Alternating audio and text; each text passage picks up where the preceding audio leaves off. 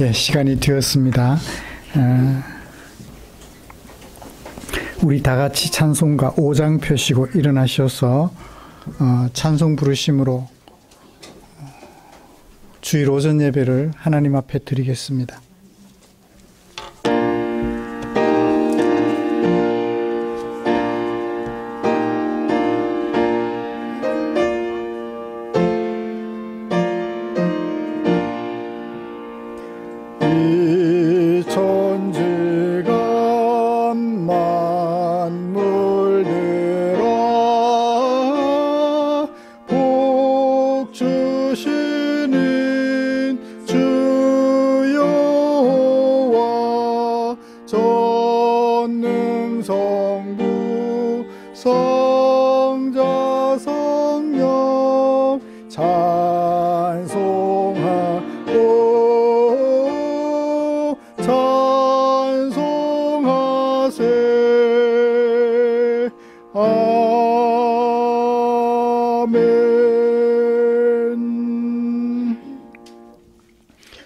그러므로 형제들아, 우리가 예수의 피를 힘입어 성소에 들어갈 담력을 얻었나니 참 마음과 온전한 믿음으로 하나님께 나아가자. 아멘. 전능하사 천지를 만드신 하나님 아버지를 내가 믿사오며 그 외아들 우리 주 예수 그리스도를 믿사오니 이는 성령으로 잉태하사 동정녀 마리아에게 나시고 본디오 빌라도에게 고난을 받으사 십자가에 못 박혀 죽으시고 장사한 지 사흘 만에 죽은 자 가운데서 다시 살아나시며 하늘에 오르사 전능하신 하나님 우편에 앉아 계시다가 저리로서 산자와 죽은 자를 심판하러 오시리라. 성령을 믿사오며 거룩한 공회와 성도가 서로 교통하는 것과 죄를 사하여 주시는 것과 몸이 다시 사는 것과 영원히 사는 것을 믿사옵나이다. 아멘.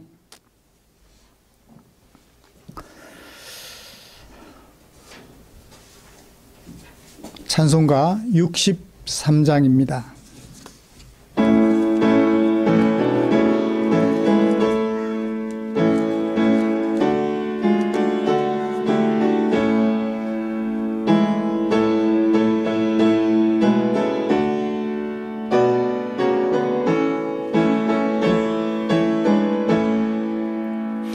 주가 세상을 다스리니 그 위엄이 넘쳐나고 그의 나라와 주의 영광 온 하늘에 가득하다.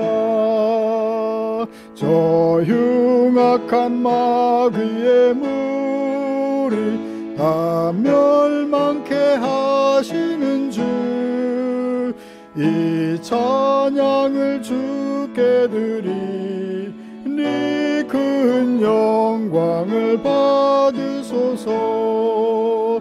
주가 권능의 손으로서 이 세상을 창조하니 그의 놀라운 창조 솜씨 만 백성이 경탄하네. 저 하늘의 별들도 모두 주 영광을 나타내어 늘 돌보아 주시는 주께 큰 영광을 돌립니다. 주가 세상의 피조물을 인간에게 다 맡기고 순종하라는 말씀으로 그 권위를 주셨도다. 온 땅 위에 주님의 위엄 늘 넘치며 가득하니 그 나라와 주님의 영광 온 천하에 찬란하다.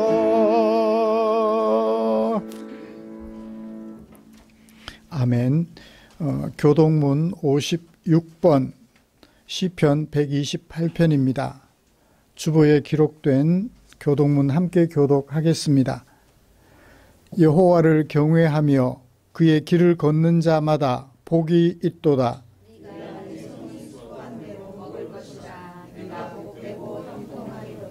내 집 안방에 있는 내 아내는 결실한 포도나무 같으며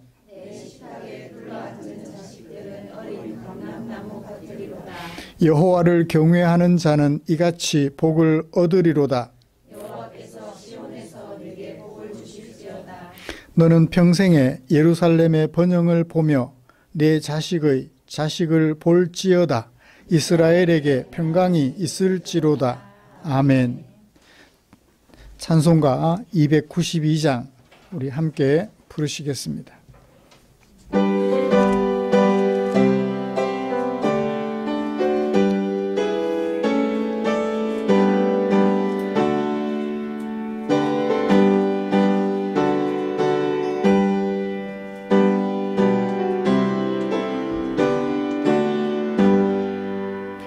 주 없이 살 수 없네 죄인의 구주여.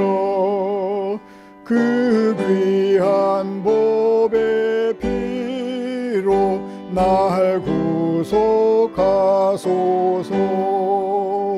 구주의 사랑으로 흘리신 보혈이 내 소망 나의 위로 내 영광 됩니다. 주 없이 살 수 없네 나 혼자 못 서리.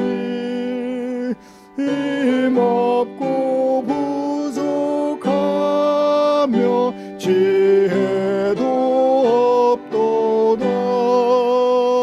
내 준 나의 생명 또 나의 군이라. 주님을 의지하여 지혜를 얻으리. 주 없이 살 수 없네 내 주는 아신다.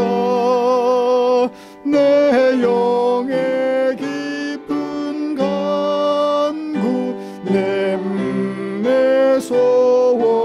소원을 주밖에 나의 마음을 알아주리요. 내 마음 위로하사 평온케 하시네.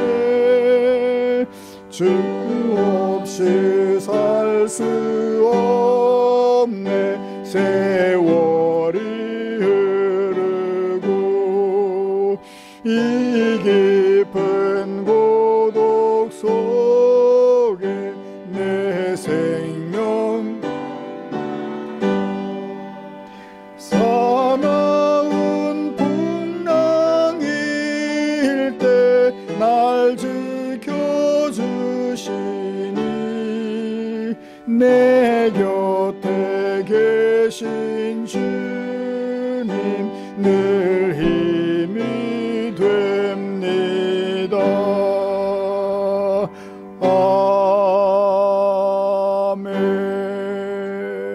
아멘. 이 시간에는 박태윤 집사님 나오셔서 우리를 대표하여 기도해 주시겠습니다.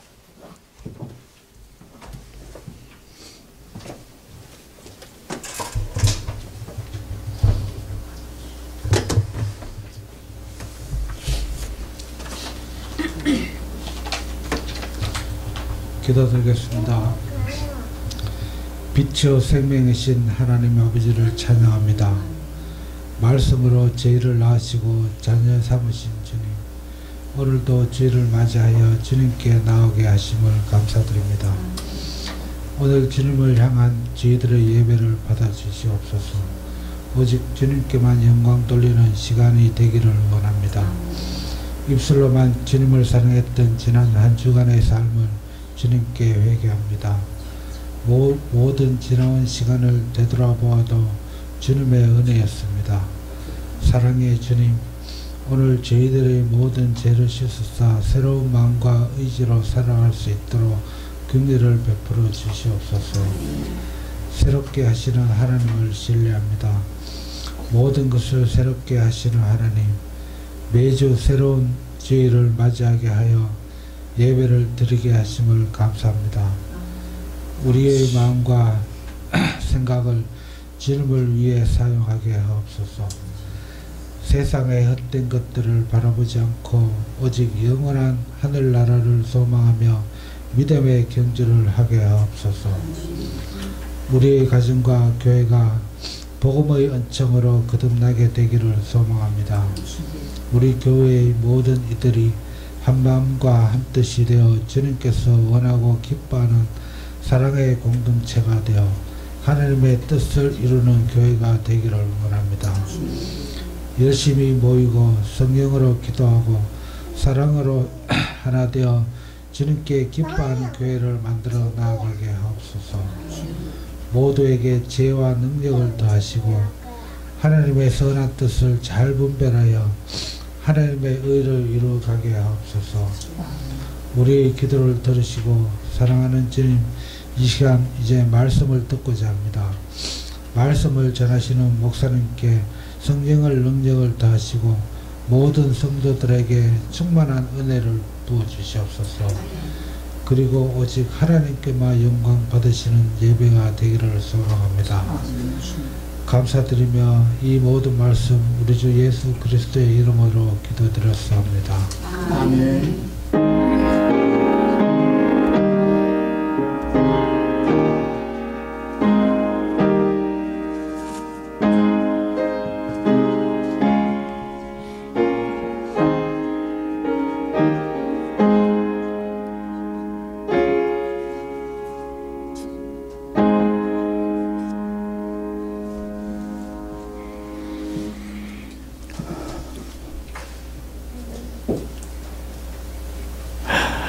오늘 함께 묵상하고 싶은 하나님의 말씀은 열왕기하 16장 1절부터 4절까지입니다.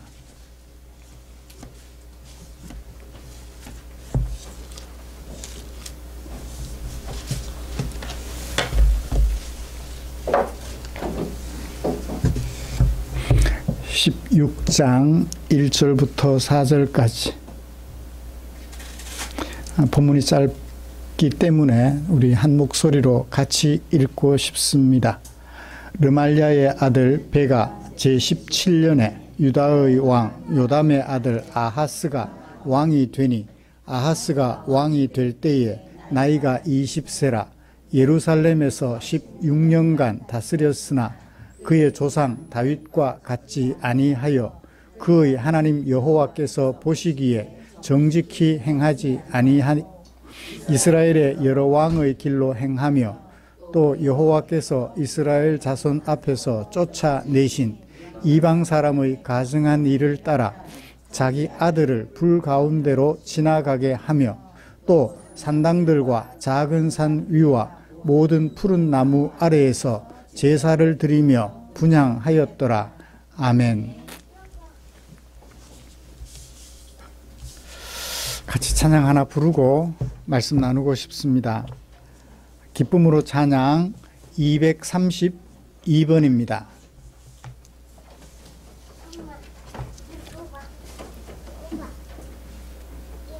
(232번)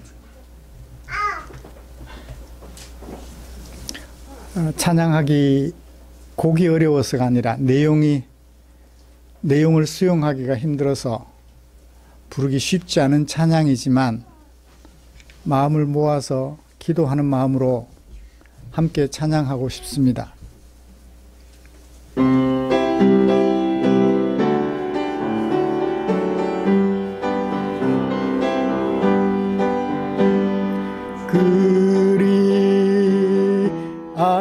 아니하실지라도 감사해요. 주님 뜻을 믿기 때문이죠. 그리 아니하실지라도 아니하실지라도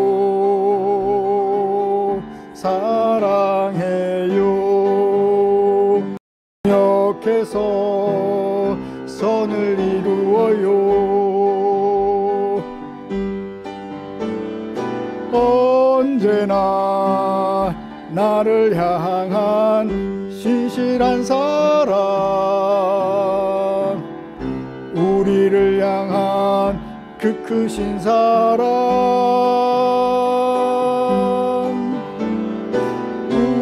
우리가 함께 높이며 주를 찬양해. 할렐루야. 하나님께 영광. 한 번 더 하겠습니다. 그리 아니하실지라도 감사해요. 주님 뜻을 믿기 때문이죠. 그리 아니하실지라도 사랑해요. 합력해서 선을 이루어요. 언제나 나를 향한 신실한 사랑, 우리를 향한 그 크신 사랑,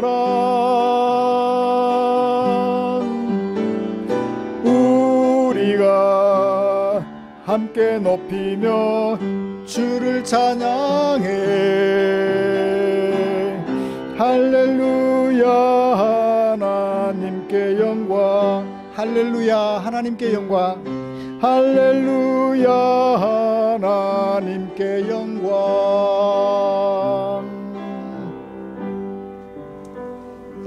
아멘.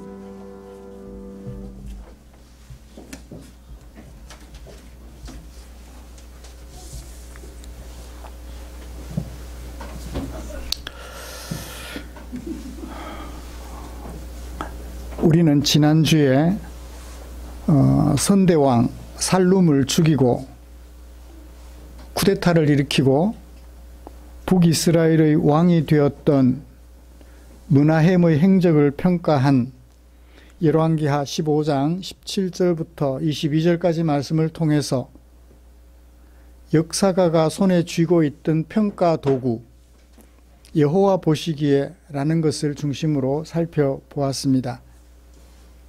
역사가는 자신이나 또는 다른 역대 왕들의 행적을 평가할 때, 다시 말하면 성경 저자들, 그 성경 저자들을 감동케 하신 하나님 보시께서 사람들의 행적을 평가할 때 결코 내가 보니 또는 우리가 보니 또는 우리 편이 보니라는 용어를 결코 사용한 적이 없었습니다. 여호와께서 보시니, 여호와께서 보시기에. 여러분, 지난 한 주간 동안 생활하시면서 나 자신이나 너 또는 우리를 바라보고 많은 평가와 판단을 하셨을 것이라고 생각됩니다. 그때마다 어떤 기준을 생각하게 되던가요? 이제부터는 그동안 습관처럼 말해왔던 내가 보니라는 말은 뿌리 뽑아버리고 하나님이 보시기에, 여호와께서 보시기에 라는 말을 우리 입에 습관처럼 사용하는 성도들이 되시면 좋겠습니다. 이처럼 나 자신이나 너 또는 우리들의 생각과 삶을 평가하고 판단할 때 사람의 생각이 아니라 하나님의 생각을 먼저 떠올리는 성숙한 하나님의 백성이 되려는 우리를 위해서 하나님께서는 당신의 마음을 성경에 담아 주셨지요. 오늘은 그 중에 열왕기하 16장 1절부터 4절에 담아두신 하나님의 마음을 살펴보면서 은혜를 나누려고 합니다. 먼저 우리가 함께 읽은 말씀이 어떤 문맥 속에 있으며 무엇을 말하고 있는지 정리를 좀 해 보았으면 합니다. 사실 16장 1절부터 4절까지 읽었지만 사실은 16장 전체가 하나의 내러티브로 구성이 되어 있습니다. 발단은 무엇인가요? 사건이 일어난 배경은 1절부터 6절에 있습니다. 아하스가, 요담의 아들 아하스가 왕이 되었는데 무슨 일이 일어났나요? 5절. 이때에 아람 왕 르신과 이스라엘 왕 르말라야 아들 베가가 예루살렘을 침략해 와서 예루살렘을 에워 싼 형편이죠. 그때 여호아하스가 어떤 사람이었는지 종합적으로 평가한 것이 2절부터 4절까지. 아하스는 이런 사람이었는데 아하스가 왕이 되었을 때 이런 일이 일어났다. 그때 아하스가 어떻게 했느냐 하는 이야기를 가지고 2절부터 4절까지 아하스를 평가한 것에 대하여 실제로 증명을 해 보여주는 것이지요. 그래서 북쪽 이스라엘과 그 북쪽에 있는 아람 왕 르신이 동맹을 맺고 남쪽 유다를 침략해 왔을 때 아하스 왕은 어떻게 했나요? 7절, 8절 사건을 전개합니다. 아하스가 어떻게 하나요? 저기 동북방 메소포타미아 북쪽에 있는 아수르 제국의 티글랏 빌레셀 황제에게 사신을 보내서 지금 바로 위 북쪽에서 두 나라가 연합하여 침략하고 있으니 당신들이 우리와 동맹을 맺고 우리에게 와서 우리를 좀 도와주시오 라고 요청을 한 거예요. 아수르 왕이 나는 못 도와줘. 내 발등에 떨어진 불도 있는데 뭘 너를 도와주냐 하고 안 오면 어떻게 해요? 아하스는 그저 아수르 왕이 도와줘야 안 도와줘요? 도와줬어요. 아수르 왕이 아하스를 도와준 것이 좋은 일일까요? 안 좋은 일일까요? 우선 도와주니까.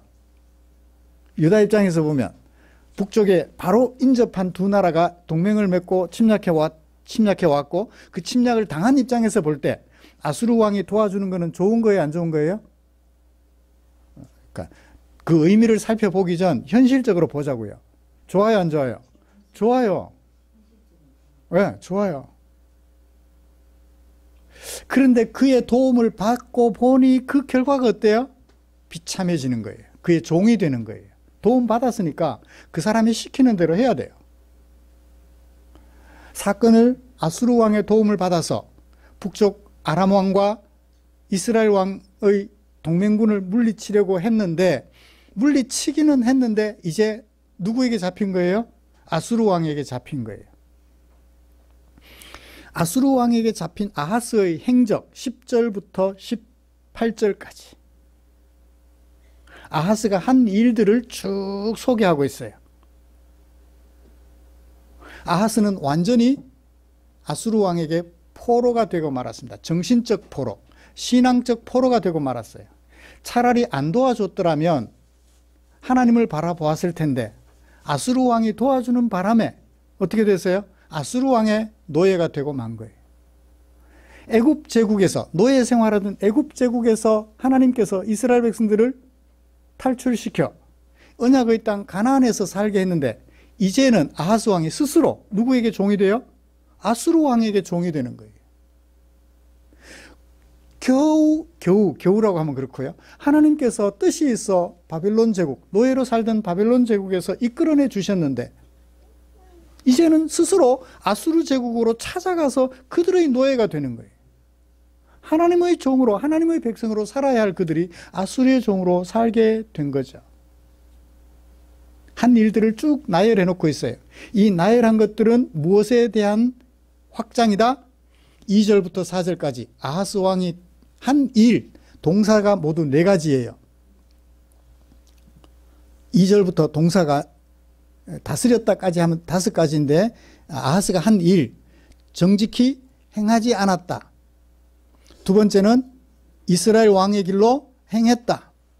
세 번째는 이방 사람들의 가증한 일을 따라 자기 아들들을 불 가운데로 지나가게 했다. 셋째. 네 번째,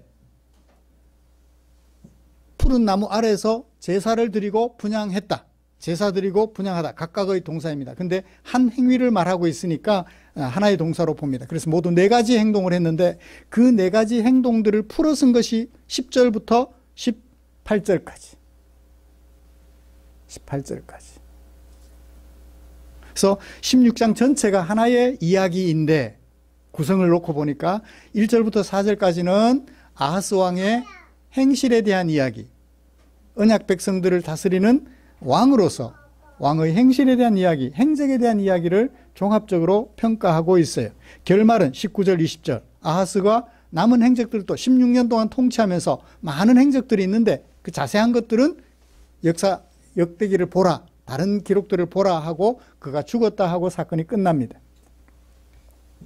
이런 말씀을 가지고 먼저 열왕기를 기록한 저자가 왕들의 행적을 평가하는, 특히 아하스 왕의 행적을 평가하는 기준으로 삼은 것이 조금 달라졌어요.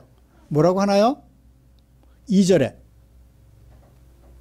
다스렸는데 16년간 다스렸는데 그의 조상 다윗과 같지 아니하여 그의 하나님 여호와께서 보시기에. 앞에 뭐가 하나 더 붙었어요? 다윗과 같지 아니하여 라는 것이 붙었어요. 그래서 오늘은 다윗과 같지 아니하여 그의 여호와께서 보시기에 라는 부사구가 하나 더 붙어 있으니까 그것을 오늘 첫 번째로 말씀을 살펴보려고 합니다.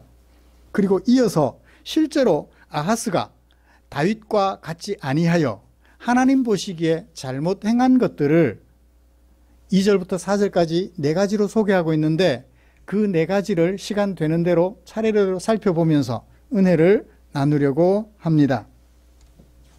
말씀 나눌 때 우리 안에 말씀을 통하여 주시는 하나님의 은혜가 풍성하시기를 기대합니다. 먼저 열왕기 저자가 유다의 제12대 왕, 유다의 왕조는 몇 개라고요? 남왕국 유다의 왕조 하나라고요. 여기는 쿠데타가 없었어요. 물론 쿠데타 시도는 있었는데 쿠데타가 성공한 사례가 없어요. 그래서 남왕국 유다는 왕조가 하나입니다. 그런데 북쪽 이스라엘은 제가 지난주에 살짝 말씀드렸는데 모두 9개의 왕조, 쿠데타가 몇 번 일어났어요? 9번 일어났어요. 그래서 아버지에서 아들로 계승되던 왕위가 다른 집의 다른 아들로 바뀌게 되는 그런 일이 있죠.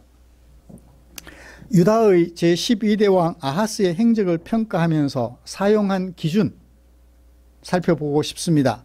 지난주와 달리 열왕기 저자는 그의 조상 다윗과 같지 아니하여 여호와 보시기에 정직히 행하지 않았다라고 하는 표현을 사용하였습니다.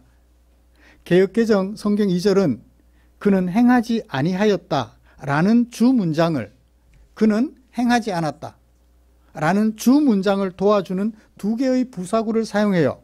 하나는 그의 조상 다윗과 같지 않았다. 그 다음에 그의 하나님 여호와께서 보시기에 아니었다 라고 얘기를 하는 거죠. 그는 행했는데 정직히 행하지는 않았다. 그는 왕으로서 통치했는데 정직히 행하지 않았다. 2가지 부사구. 조상 다윗과 같지 않게 행했다. 그 다음에 여호와 보시기에 좋지 않게 행했다. 그렇게 얘기를 하는 것 같아요. 이것을 첫 번째 부사구를 직역하면 그의 조상과 같지 아니하여, 이게 원어를 보면 같지 않다라는 말은 없고요. 다윗처럼이라고 돼 있어요. 그의 조상 다윗처럼 여호와 보시기에 정직히 행하지 않았다. 그러니까 부사구 두 개인데 다윗처럼 행하지 않았다. 여호와 보시기에 정직히 행하지 않았다. 그중 첫 번째 부사구 다윗처럼 이라는 표현에 관심을 집중해 볼까요? 왜냐하면 여호와께서 보시기에라는 것은 이미 지난주에 잘 살펴봤죠? 여호와께서 보시기에 판단 기준은 항상 하나님의 율법에 근거해서 종되었던 애굽 땅에서 인도하여 내신 하나님께서 백성들에게 주신 율법에 근거해서 평가를 했다. 그걸 여호와께서 보시기에라고 하는 문장이 가지고 있는 의미라고 말씀을 드렸습니다. 오늘은 추가된 다윗처럼이라는 것을 가지고 좀 살펴보도록 하죠.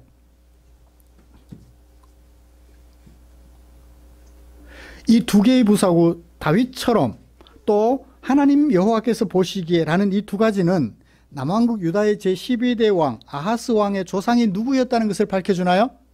조상이 다윗이었다는 걸 밝혀주죠. 두 번째는 이 두 개의 부사구는 아하스의 조상이며 통일 이스라엘의 제2대 왕이었던 다윗의 행적을 여호와께서 보시기에라는 평가 기준에 비추어 볼 때 긍정적이에요? 부정적이에요? 다윗의 행적을 여호와께서 보시기에라는 기준에 비춰 볼 때 다윗의 행적은 긍정적인가요? 부정적인가요? 긍정적이었죠. 다윗의 행적은 여호와께서 보시기에 아름다웠다는 거예요. 그래서 다윗처럼 여호와께서 보시기에 아름다워야 할 아하스의 행적이 다윗처럼 여호와 보시기에 아름답지 못했다라고 얘기를 하는 거죠.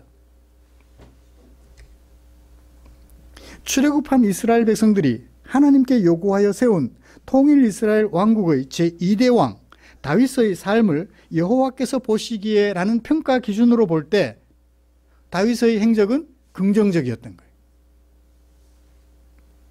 그걸 전제하고 있습니다. 하나님께서 모세를 통하여 이스라엘 백성들에게 통치자와 관련된 하나님의 뜻을 소개한 적이 있어요. 소개한 적이 있습니다. 신명기 17장에 소개하고 있는데요. 이렇게 얘기를 해요. 모세가 미래를 내다보며 모세는 1500년경 사람이고 다윗은 사람이에요. 그러니까 500년 후의 일을 예언을 하는 거죠. 네가 네 하나님 여호와께서 네게 주시는 땅에 이르러, 아직 가나안 땅에 들어가지도 못했어요. 땅에 이르러 그 땅을 차지하고 거주할 때 만약 우리에게도 왕이 있었으면 좋겠다라는 것이 생각나거든. 너는 왕을 세워라. 왕을 세우되 여호와께서 택하신 자를 왕으로 세워라. 그 다음에 네 형제 중에서 택해라. 네 형제 중에서, 이방인들 중에서는 안 돼. 하나님을 아는 네 형제들 중에서 하나님이 택하신 자를 왕으로 세워라. 왕이 된 그는 병마를 많이 두지 말 것이요. 병마를 두지 말까? 요즘으로 해석하면 어떤 의미일까요? 적용하면 핵무기를 두지 말 것이며 미사일을 두지 말 것이며, 예, 물론 100% 두지 말라는 얘기는 아니에요. 만이라는 게 들어가 있으니까 조금만 두라는 거죠. 많이 두지 말 것이고 병마를 많이 얻으려고 다시 애굽으로 돌아가지 마라. 세상의 도움을 받아서 나라를 지키려고 하지 마라. 하나님께서 모세를 통하여 그렇게 말씀해 주셨어요. 왜 그렇게 해야 되나요? 이는 그 이유를 설명합니다. 여호와께서 너희에게 이르시기를 너희가 이후에는 다시 애굽으로 다시 돌아가지 말라. 다시 종되어 살던 애굽으로 돌아가서 애굽 왕의 노예처럼 살지 말라는 거예요. 하나님의 언약 백성으로서 살라는 것이죠. 왕이 된 그는 아내를 많이 두지 말라. 많이 두지 말라 했으니까 조금만 두면 되나요? 한 몇 명쯤 되면 조금일까요? 아내를? 한 10명쯤? 그러니까 이 성경 표현을 읽을 때 잘 읽어야 돼요. 많이 두지 말라 했으니까 두세 명은 괜찮은가 보다. 한 사람이어야 되죠. 그 다음에 자기를 위하여 은금도 많이 쌓아두지 말라. 자기를 위하여, 왕 자신을 위하여 착복하지 말라는 거예요. 그 다음에 그가 왕위에 오르면 중요한 것이 있습니다. 율법서를 등사본 만들어 가지고 복사본을 만들어서 옆에 두고 읽으며, 그래서 하나님 경외하기를 첫 번째 배워라. 하나님 경외하기를 배워라. 그리고 하나님 율법을 읽으면서 어떻게 하라? 그 규례를 지켜 행하라. 왕이 세울 때는 어떠해야 하며 세워진 왕은 어떻게 해야 하는지를 자세하게 설명해 줬어요. 이스라엘이 다윗을 왕으로 세울 때 하나님께서 보시기에 다윗이 하나님 마음에 합한 사람이었다. 그때까지만 해도, 왕으로 세울 때까지만 해도 그랬다는 얘기죠. 바울도 그렇게 소개하고 있어요. 사도행전 13장 22절에서 바울이 이스라엘 역사를 소개하면서 다윗을 왕으로 세우시고 증언하여 이르시기를, 내가 이새의 아들 다윗을 만나니 내 마음에 맞는 사람이라. 옛날 개역 한글은 합한 사람이라고 해놨어요. 개역 개정은 맞는 사람이라. 내 뜻을 다 이룰 수 있을 거야 라고 하면서 왕으로 세웠어요. 그러면 그의 조상 다윗처럼이라는 표현은 절대적일까요? 다윗은 완벽하게 하나님의 뜻을 이룬 사람일까요? 그래서 완벽하게 하나님의 마음에 합한 사람일까요? 그래서 여호와께서 보시기에 전혀 부족함이 없는 사람일까요? 제가 오늘 설교 첫 번째로 다윗처럼이라는 부사구에 좀 집중해보자, 초점을 맞춰보자고 한 이유가 그거예요. 여호와께서 보시기에 그랬더니 우리가 지난주에 말씀을 듣고 집에 가니까 어때요? 기가 죽어요. 나는 여호와께서 라는 잣대를 대놓고 보니까 내 모양이 엉망인 거예요. 나름 애쓴다고 애썼는데 10점도 안 되는 것 같은 거예요.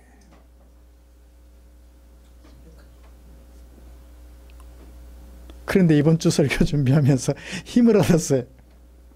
다윗처럼 이 말에 힘을 얻었어요. 다윗처럼이라는 말이 어떤 뜻을 가지고 있을까요? 그래요. 왕으로 세워질 때는 그랬어요. 하나님 마음에 합한 사람으로 존중되었어요.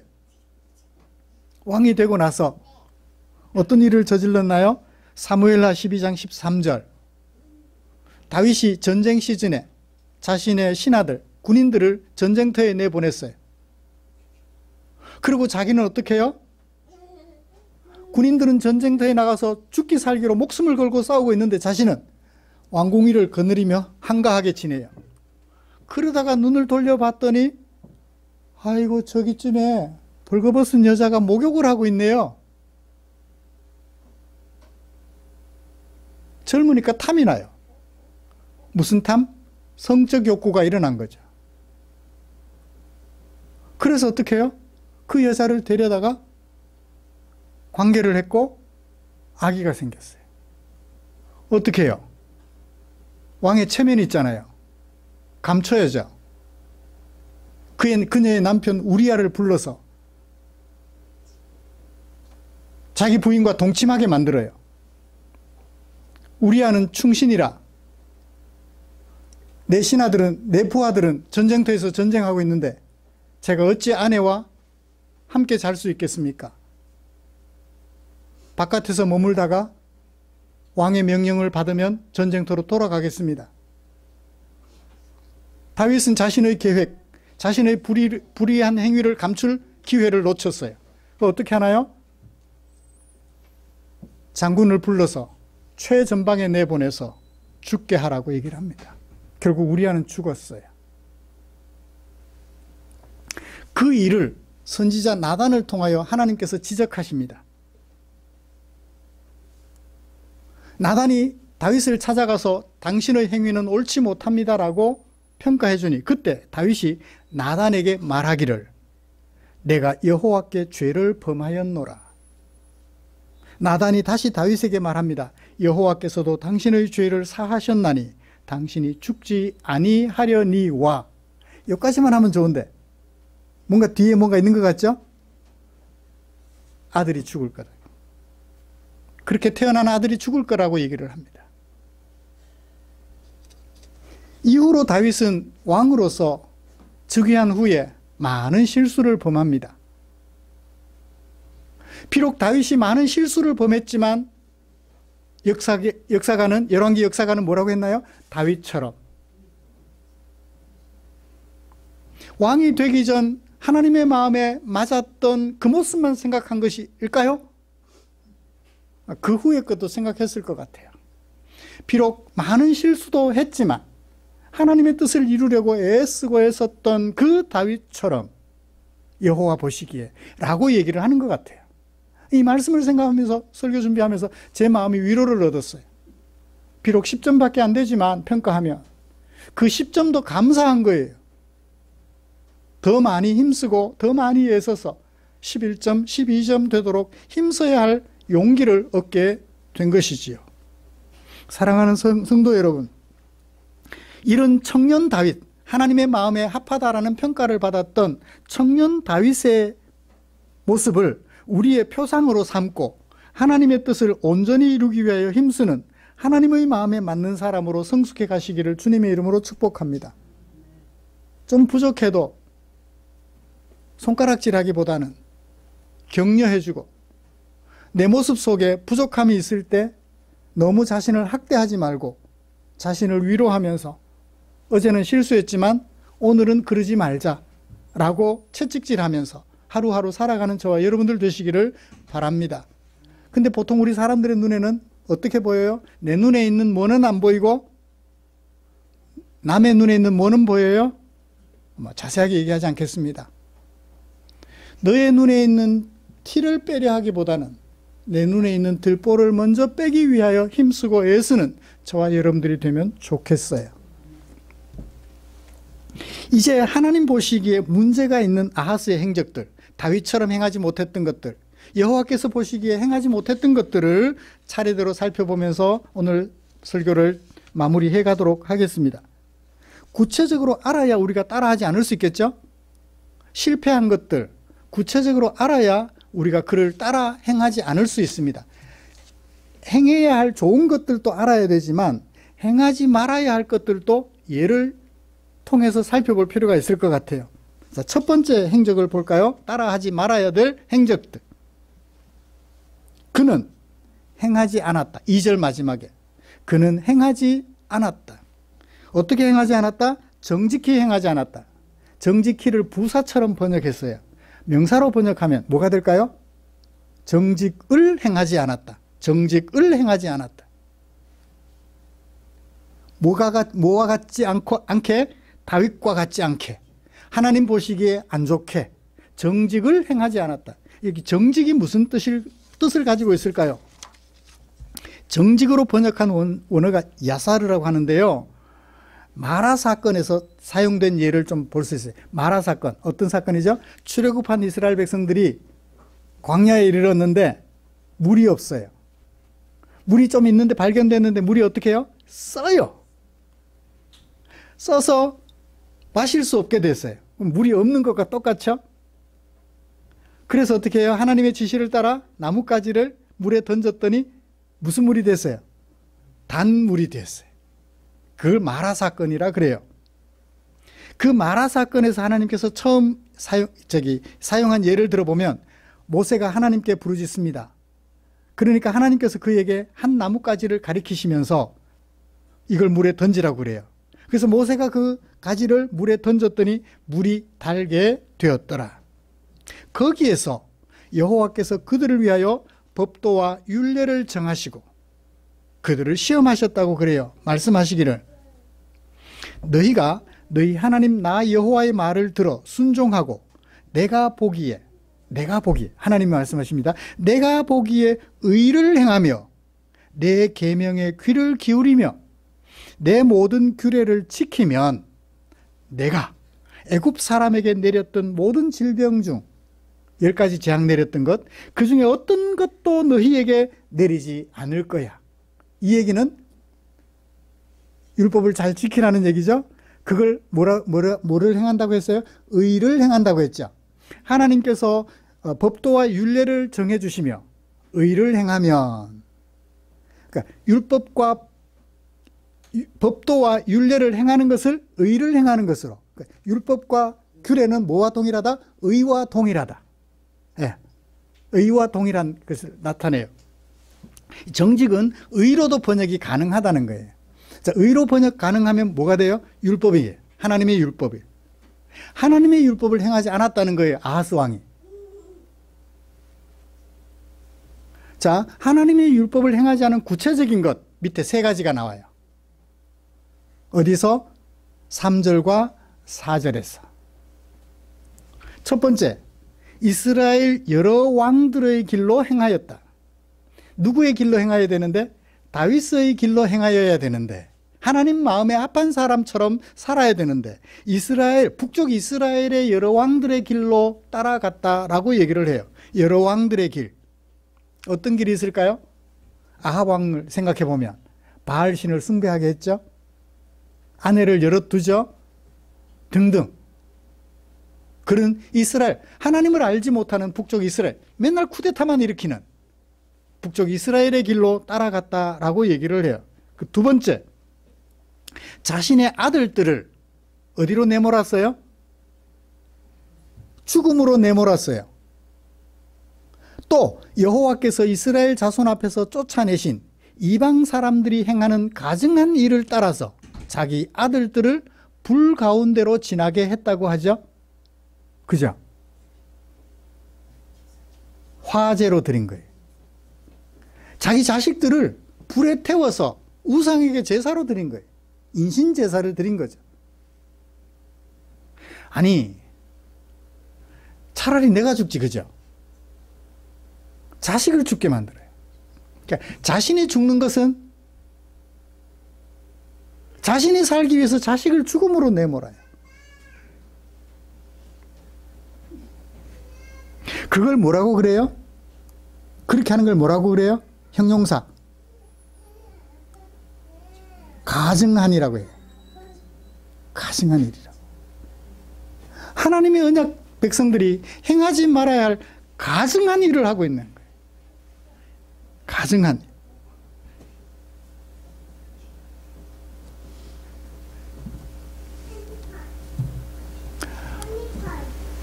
자신들이 가지고 있는 잘못된 생각을 자식들에게도 물려주는 거예요. 늘 내가 보니 하더니 자식들도 따라서 내가 보니 하는 거예요. 자신의 잘못된 가치관 때문에 자식들을 죽음에 내몰았는데 살아난 자식들이 똑같이 그 자식들을 또 죽음으로 내보낼 거 아니에요. 계속되는 거예요. 잘못된, 하나님 보시기에 잘못된 가증한 일들을 대를 이어 하는 거죠. 잘못됐다는 걸 아는 순간 그 다음에 개혁을 해야 되는데 개혁을 하지 않아요. 성경에 예수님께서 말씀하셨어요. 사람이 두 주인을 섬길 수 없다. 두 주인 뭐? 하나님과 돈을 겸하여 섬길 수 없다 라고 말씀하셨어요. 근데 자본주의의 목적은 뭐죠? 이윤이에요. 자본주의의 최종 목적은 이윤이에요. 거기다가 시장 자본주의라는 말이 들어가면 더 심해져요. 거기다가 자유시장주의라는 말이 들어가면 어떻게 돼요? 자유시장 자본주의라는 말이 들어가면 돈밖에 안 보여요. 여러분, 지금 동성애도 문제지만 뭐도 문제예요? 한국이 신속하게 경제성장을 이루면서 돈에 눈이 멀어버렸어요. 그래서 오죽하면 우리 그런 운동도 벌였잖아요. 세월호 사건 이후에. 뭐보다 뭐? 돈보다 생명이라는 표도 만들어서 자동차 뒤에 붙이고 다녔잖아요. 오늘날 교회가 자본주의의 폐단에 대해서는 일절 침묵하고 있으면서 선별적으로 동성애만 문제를 삼아서 이슈화하고 있어요. 10월 27일 서울에서 200만이 모인다고요? 저도 동성애 반대예요.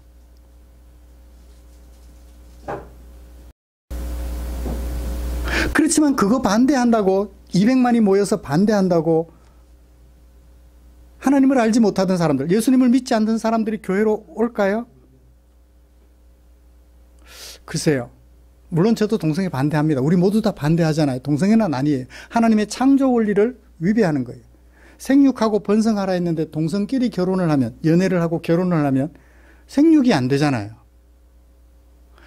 취향에 따라서 할 수는 있지만 그건 권장할 만한 사항은 결코 아니에요. 하나님의 백성들에게는. 근데 그건 불신자들이 하는 일이잖아요. 신자들이 하는 일이 아니잖아요. 근데 불신자들에게 신자들의 기준을 가지고 당신들 이렇게 하면 안 돼요 라고 말하는 것은 크게 도움이 안 돼요.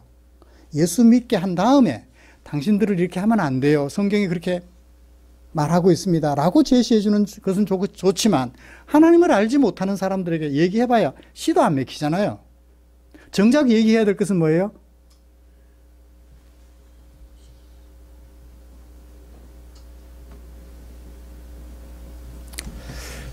이 잘못된 가치관을 두고 후대로 물리는 거예요. 해방되고 나서 자본주의의 노예가 되었던 사람들이 반대편에 공산주의자들을 다 죽이려고 했잖아요. 양민학살이라는 사건들이 전부 그렇게 일어났잖아요. 좌익이라 해서 다 죽였잖아요. 그때 조상들이 했던 잘못된 일들을 오늘날에 와서 똑같이 반복하고 있어요. 이런 일, 안타까운 일들이 그때도 있었더라는 거예요. 그때는 자본주의 문제는 아니에요. 그죠?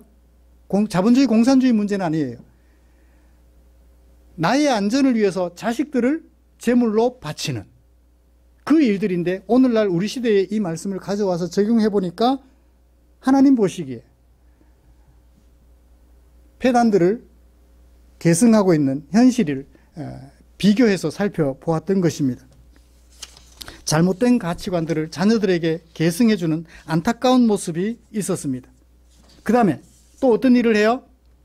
마지막으로 산당들과 작은 산 위와 모든 푸른 나무 아래에서 제사 드리고 분향했더라. 산당들, 작은 언덕 위에 가서 모든 푸른 나무 아래에서 누가 하는 일들이에요? 무당들이 하는 일이죠. 우상 숭배자들이 하는 일들이죠. 거기에 가서 우상에게 분향하더라. 이건 몇 계명을 무시하는 거예요? 1계명부터 3계명까지. 우리를 애굽 땅 종되었던 집에서 인도해 내신 하나님이 아니라는 거예요. 그 푸른 나무 아래에 있는 나무 목신이, 산신이 우리를 애굽 땅 종되었던 곳에서 인도하여 내었다라고 인정하는 것이라고요.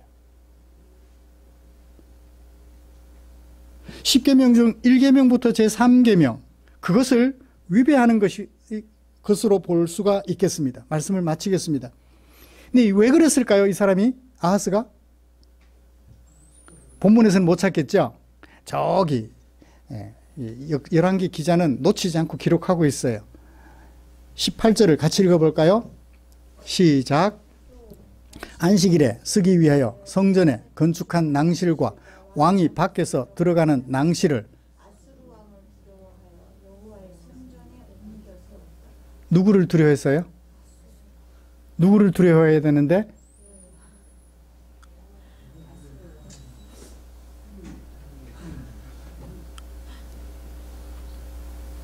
왜요? 왜 아수르 왕이 두려워요?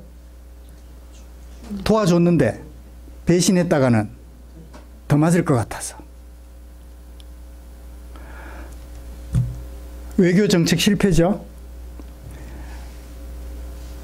늑대가 공격해 왔는데 늑대의 공격으로부터 나라를 지키겠다고 뭐를 불러들인 거예요?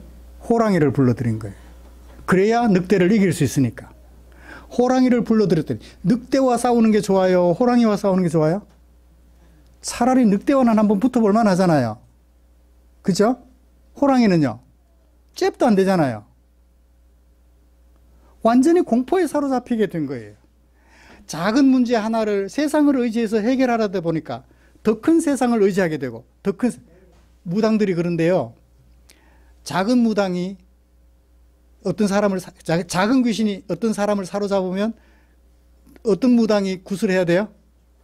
더 큰 귀신을 섬기는 무당이 구슬해야 작은 귀신을 쫓아내요. 그러면 그 조금 더 큰 귀신을 쫓아내려면 좀 더 큰 무당을 끝없이 무당 속으로, 귀신 속으로 들어가는 거예요. 작은 것 하나 세상을 의지해서 해결하려다 보니까 나중에는 세상 속에 푹 빠져서 헤어나올 수가 없는 거예요. 그 세상이 나를 죽일 것 같아서. 세상이 우리를 죽일 수 있나요? 대통령이 우리를 숨 못 쉬게 할 수 있나요? 물론 최루탄 터뜨리면 우리 숨 못 쉬어요. 숨 쉬기 힘들어요. 수연이 아기 때 연세대 앞을 지나면서 88년도 최루탄 깼어요. 어른들은 어떻게 참아볼 수 있는데 아기가 막 숨을 몰아쉬니까 너무 힘들더라고요. 근데 교회는 가야 되겠고.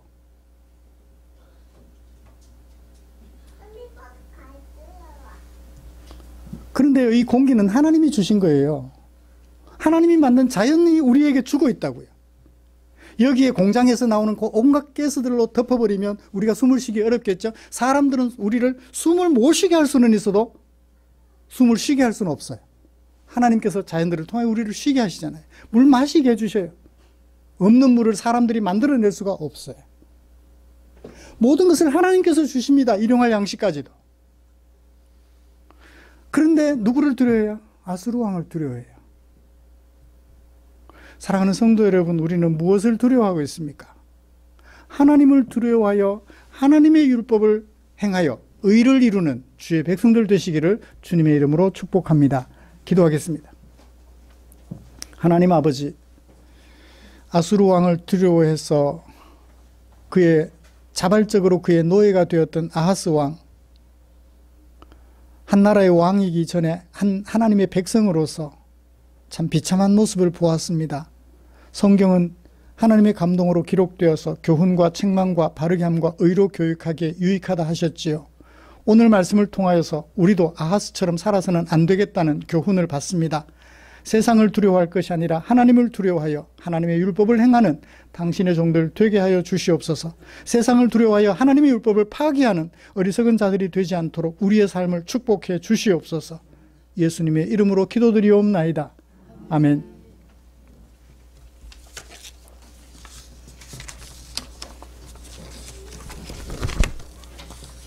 찬송가 634장 부르시면서 준비한 헌금 드리겠습니다.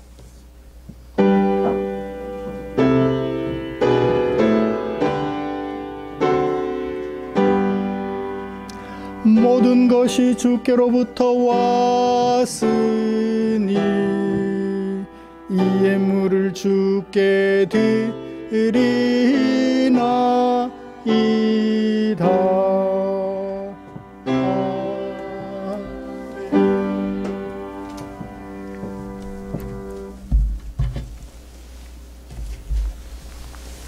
드린 헌금 위해서 기도하겠습니다. 좋으신 하나님,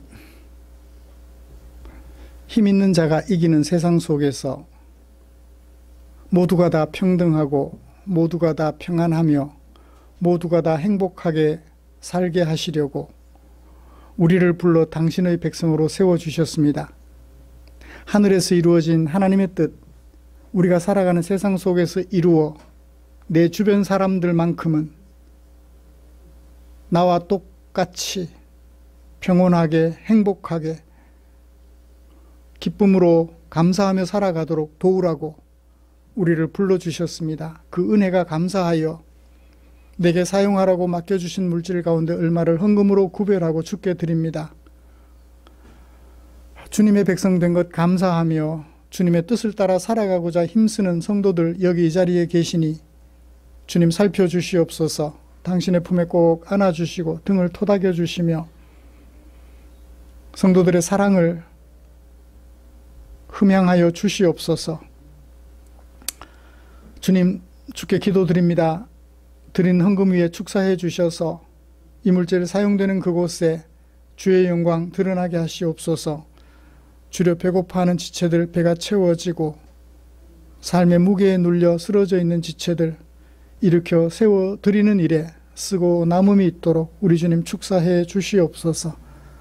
성도들의 형편을 살피시고 날마다 의의 길로 일용할 양식 공급받는 길로 인도해 주실 하나님의 은총을 기대하며 예수님의 이름으로 기도드립니다.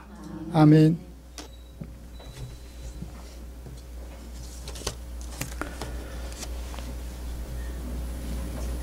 드디어 다음 주 기도 선보이는 신상용 집사님 기도 준비해 주시면 고맙겠습니다.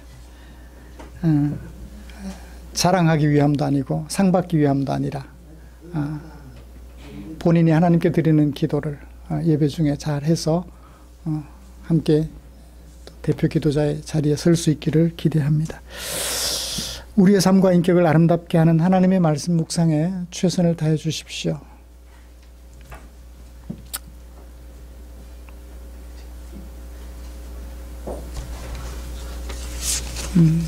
곁에 계시는 분들과 인사 나누시죠.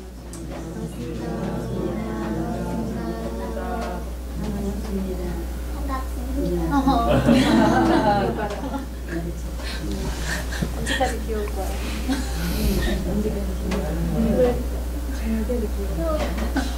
이제는 아가티를 완전히 벗은 것 같아요. 귀여운 모습만. 이제는 완전히 어린이가 되었어요.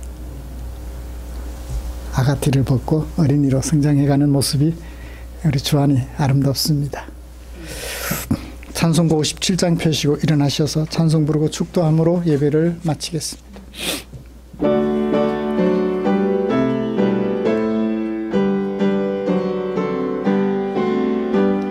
오늘 주신 말씀에 새 힘 얻어서 세상으로 나가서 살아갈 때에 나 혼자 힘으로 늘 부족하오니 주여 나를 도우사 승리하게 하소서. 아멘. 기도하겠습니다. 우리 구주 예수 그리스도의 은혜와 하나님 아버지의 지극하신 사랑하심과 성령 하나님의 인도하시고 위로 충만 교통 격려하시는 은혜가